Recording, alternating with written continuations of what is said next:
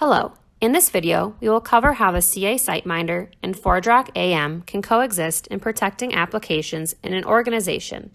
This is particularly important in CA SiteMinder to ForgeRock migration projects, as the customers would like the Access Manager systems to coexist for some time period.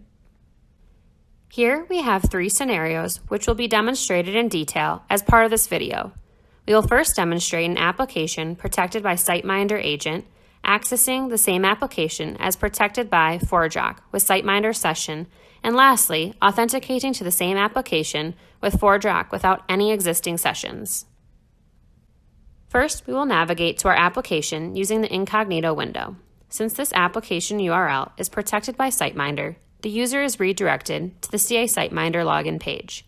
After providing valid credentials, the user will be redirected to the application.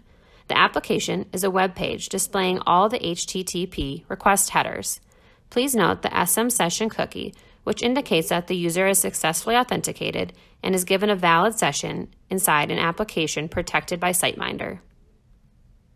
Now we will demonstrate how a user can authenticate to the application using ForgeRock with a valid SiteMinder session.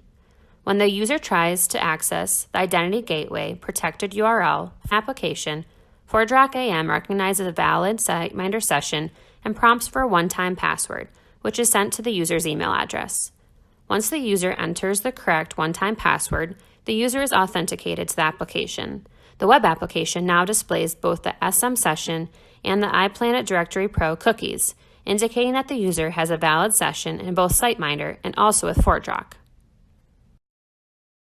In this final step, we are accessing the Identity Gateway protected URL with no valid SiteMinder session.